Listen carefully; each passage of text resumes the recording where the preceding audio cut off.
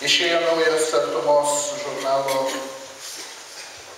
numeris ir vasario mėnesio Artuma kviečia gilintis į pirmąjį Jėzaus nuo kalno ištartą palaiminimą, kurio palaimintai skelbiantis turintis vargdienio dvasią, nes jų yra dangaus karalystė. Kaži, kodėl Jėzus ištarė būtent šiuos žodžius.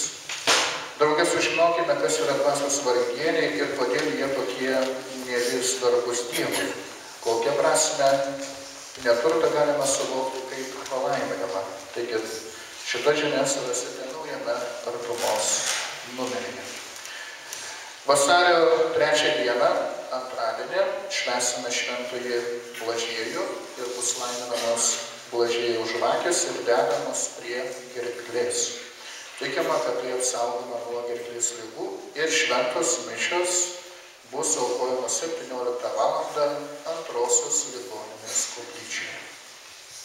Vasario 5 dieną, ketvirtadienis, šventoji Agota, tai turbūt žinote, kad yra laiminama duona ir vanduo, taigi mišios taip pat vyks 17 valandą Antrosios ligoninės koplyčioje. Taip pat vasario 4 dieną, trečiadienį, vyks pastoracinės tarybos susirinkimas, kur svarstame dar metinį veiklos parapijos planą. Taigi posėdis yra atviras ir kviečiame, kas norite dalyvauti, 6:30 renkamės, kur yra rodyklė įraštinė.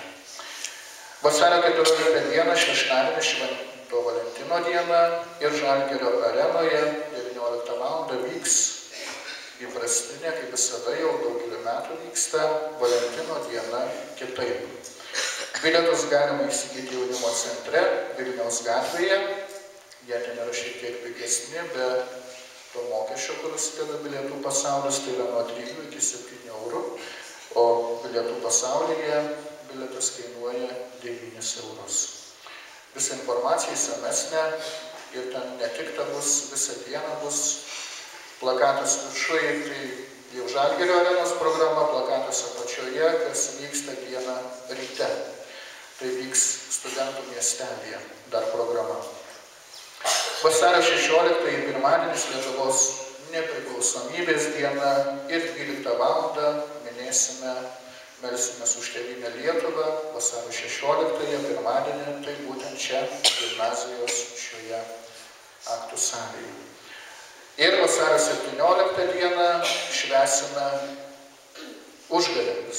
Bus antradienis, taigi pasisotinsime kaip ir pernai, prisikimšime, kaip sakoma, pilvus, kad turėtume gavėnį, ką užgavėti. Ir trečiadienį jau 18 dieną vasario pradėsime gavėnios pasniką. Taigi, toliau renkamos aukos koplyčios darbams. Turbūt jau matote, pastatas jau pravažiuojant mašiną blizga, atsimuša šviesos į langus, taigi jau turime langus sudėtus. Jau turime raktus, kaip sakoma, koplyčios jau galime užrakinti. Taigi jau tikrai 29 dieną, verbų sekmadienis, bus švenčiamas naujoje koplyčioje. Bet dar reikia įrengti vidų, tai dar kartą tikrai nebūtinai galima ir aukomis, aukos svarbios, bet mokate kas tinkuoti, padėkite, ten nereikia ypatingo kažkokio tinkavimo, kad žinot, lygiai dabar galim gražiai raštą pridaryti, bet vis tiek reikia mokėti. Tai gal kas padėtų, mes su jaunimu savo bandysim tinkuoti, bet kviečiame į pagalbą tikrai, kas moka po mišių prieiti ir kas galite pasisiūlyti patalkinti.